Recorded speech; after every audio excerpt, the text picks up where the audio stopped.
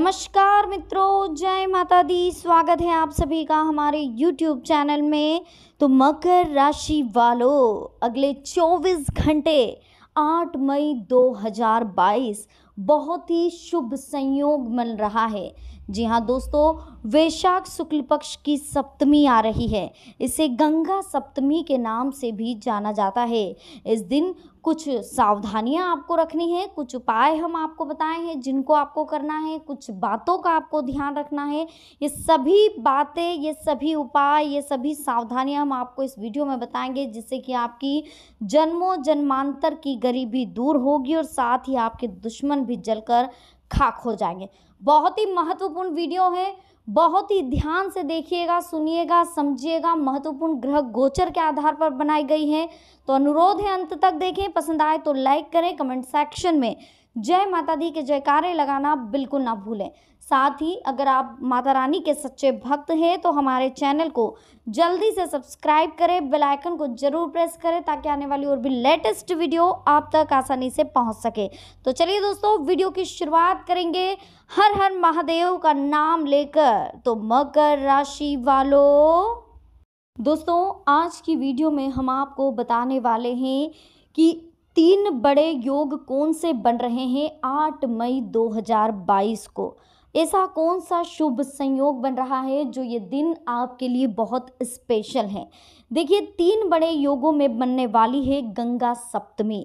स्नान दान के साथ ही खरीदारी और नई शुरुआत के लिए बहुत ही खास रहने वाला है ये दिन।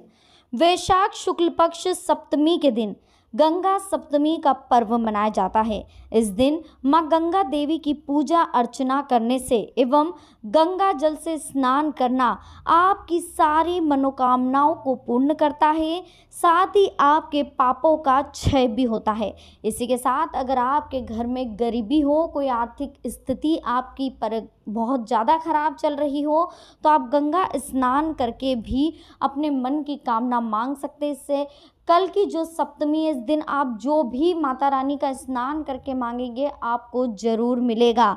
इसके साथ ही पितृ दोष की शांति के लिए भी ये दिन बड़ा ही शुभ माना जाता है।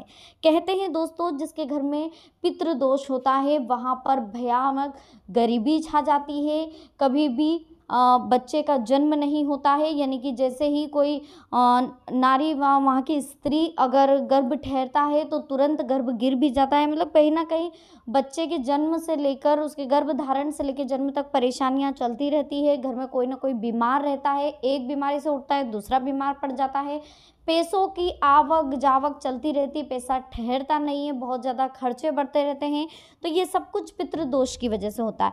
अगर आपके भी घर में इसी तरह की कोई परेशानी है तो कल आप गंगा स्नान करके, अगर आपके घर पास में समीप में कहीं है 50 किलोमीटर पर है तो आप बिल्कुल जाइए, वहाँ स्नान करिए। और अगर आप नहीं जा सकते तो आप अपने घर में ही नहाने के पानी में गंगा जल की 2 बूंद डालकर माता गंगा का स्मरण करके आप स्नान करें। उसके बाद अपनी जो भी मनोकामनाएं आप माता रानी से मांग सकते हैं, कल के दिन ये जरूर पूरी होगी। और ये स्नान आपको सूर्योदय से पहले करना होगा।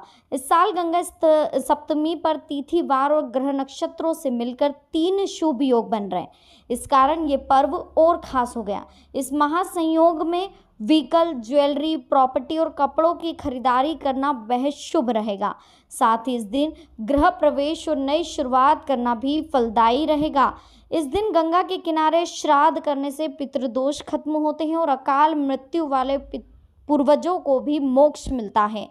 देखिए, एक बात और हम आपको बता दें कि इस साल जो गंगा सप्तमी है उस पर रवि पुष्य, श्रीवत्स और सर्वार्थ सिद्ध योग बनेंगे। वहीं सप्तमी तिथि शनिवार दोपहर करीब 3 बजे से शुरू होगी, जो अगले दिन शाम 5 बजे तक रहेगी। रविवार को सूर्योदय के वक्त सप्तमी तिथि होने से 8 मई को 3 महायोगों के संगम के साथ ये मनाई जाएगी। इस दिन श्रीवत्स योग के साथ मुहूर्त राज माना जाने वाला रवि पुष्य योग भी बन रहा है। रवि पुष्य योग सुबह स्थानीय सूर्योदय के साथ प्रारंभ हो जाएगा, वह दोपहर 2:56 तक रहेगा। इस समय सर्वार्थ सिद्धि योग भी रहेगा। देखो, शास्त्रों की मान्यता है कि वामन भगवान ने राजा बलि से 3 पग भूमि नापते समय उनका तीसरा पग ब्रह्मा लोक में पहुंच गया। वहां पर ब्रह्मा जी ने वामन भगवान का पद प्राक्षलन करके कमंडल में ले लिया। राजा सागर के 60,000 मृत पुत्रों का उद्धार करने के लिए राजा भागीरथ के तप से प्रसन्न होकर गंगा जी शिव की जटाओं में आई और ये शुभ दिन वैशाख शुक्ल पक्ष सप्तमी का ही था। ये भी कहा जाता है कि महर्षि जहन्नुत जब तपस्या कर रहे थे तब गंगा नदी के पानी की आवाज से बार बार उनका ध्यान भटक रहा था, इसलिए उन्होंने गुस्से में आकर अपने तप के बल से गंगा को पी लिया था, लेकिन बाद में अपने दाएं कान से गंगा को पृथ्वी पर छोड़ दिया था। इसलिए गंगा के प्राकट्य का दिन भी माना जाता है। तभी से गंगा का नाम जानवी भी पड़ा था। तो यही कारण है दोस्तों कि कल का दिन बहुत ही महत्व है। इस दिन का विशेष आपको ध्यान रखना है। भानु सप्तमी भी है, तो ये शुभ दिन है। रविवार के दिन सप्तमी तिथि है, इसलिए इसे भानु सप्तमी भी कह सकते हैं। सूर्योदय से पहले उठें, नहाएं, पूरे मन से सूर्य भगवान की पूजा करें। तांबे के बर्तन में साफ पानी भरें, उसमें लाल चंदन, अक्षत, लाल फूल डालकर सूर्यदेव को ओम सूर्याय नमः का जाप करते हुए अर्घ्य दें। सूर्य को अर्घ्य देते हुए पानी को तांबे के बर्तन में इकट्ठा करें। अर्घ्य का जल जमीन पर ना गिरने दें। आदित्य हृदय स्त्रोत या सूर्य स्त्रोत का पाठ करें। ऐसा न कर पाए तो सूर्य के 12 नाम भी आप जप लें। आखिरी में सूर्य देव से हाथ जोड़कर लंबी उम्र और निरोगी रहने की प्रार्थना करें। इस व्रत में पूरे दिन आप नमक न खाएं। देखिए, सूर्यदेव को सभी ग्रहों में श्रेष्ठ माना गया। इस दिन जो भी भक्त सूर्यदेव की पूजा अर्चना करते समय आदित्य हृदयम और अन्य सूर्य स्त्रोत का पाठ करते हैं और इसे सुनने वाले को भी शुभ फल मिलता है। इस दिन सुबह उठकर जो भी भक्त पूरे विधि विधान के साथ भानु सप्तमी का व्रत रखता है उसे मन चाहा फल मिलता है।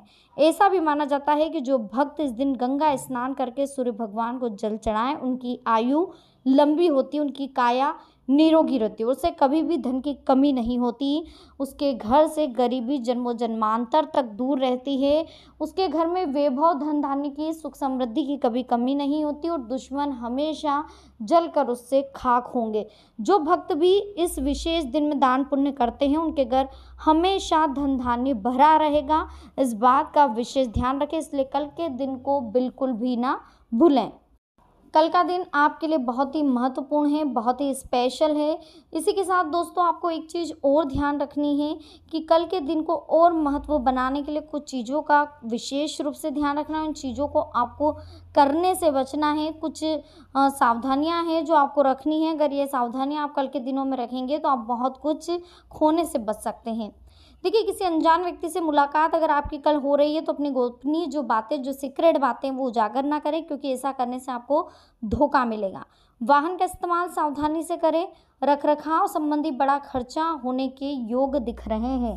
ध्यान रखें कि आलस और मौज मस्ती के कारण कुछ महत्वपूर्ण कार्य आपके अधूरे रह सकते हैं।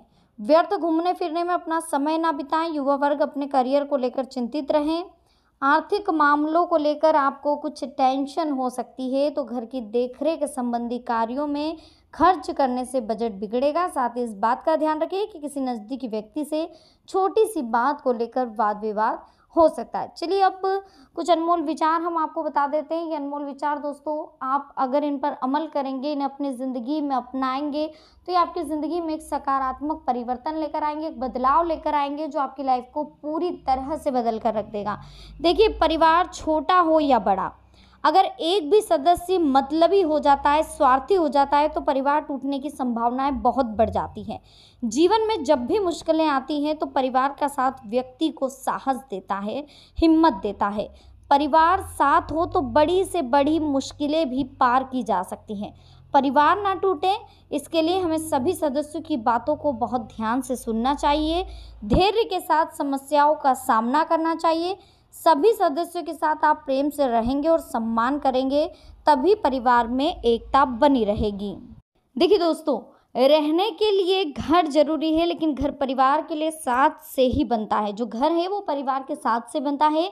जो लोग परिवार, काम और मित्रों में संतुलन बनाए रखते हैं, सिर्फ वही लोग जीवन का सही आनंद ले पाते हैं।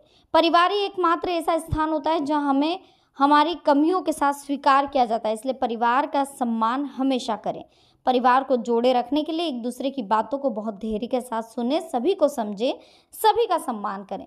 देखिए, अगर कोई बहुत ज़्यादा गुस्सा कर रहा है तो उसे भी समझने की कोशिश करिए, उसकी जगह रखने की अपने आप को कोशिश करिए। हो सकता हो कहीं ना कहीं उसके दिमाग में गलतफहमी हो तो उसे दूर करने की कोशिश करिए। तो दोस्तों, आज की हमारी वीडियो आपको कैसी लगी? पसंद आई हो लाइक करें, साथ ही कमेंट सेक्शन में जय माता दी के जयकारे लगाना बिल्कुल ना भूलें। जल्दी से चैनल को सब्सक्राइब करें, बेल आइकन को प्रेस करें। मिलते हैं नेक्स्ट वीडियो में। अभी के लिए आप सबको बहुत बहुत धन्यवाद। जय माता दी, हर हर महादेव।